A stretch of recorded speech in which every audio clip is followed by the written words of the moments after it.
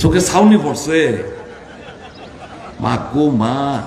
ওনাদের চোখে তো আমি আগের বার বলেছিলাম, ওনাদের অ্যাকচুয়ালি চোখের মধ্যে ক্যাটারেক্ট পড়ে না অনেক সময়, ক্যাটারেক্টের অপারেশনটা করাতে হবে, আদারওয়াইজ তো উন্নতি কোথায় দেখবে ওরা।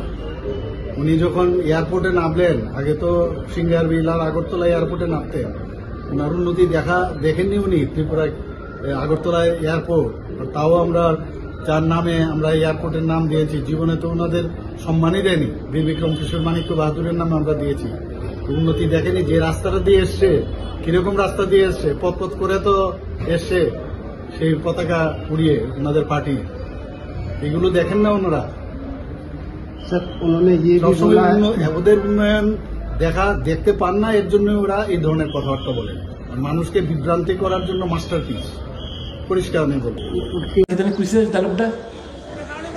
চোখে ছাউনি পড়ছে মা গো মা।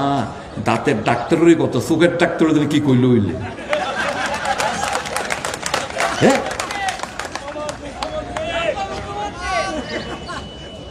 আরে এখন একটা দেখছি কি আবল তাবল বেশি বলতে পারে।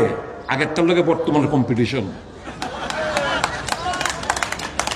আগেরটার লোকে বর্তমানে কম্পিটিশন চলছে, কে আবল তাবল কইটা ট্রোলিং কার বেশি হয়, ভিউ কার বেশি হয় সামাজিক মাধ্যমে, এই তো কম্পিটিশন।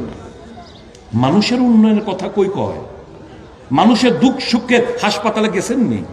আহা কি করুণ চিত্র, কি করুণ চিত্র।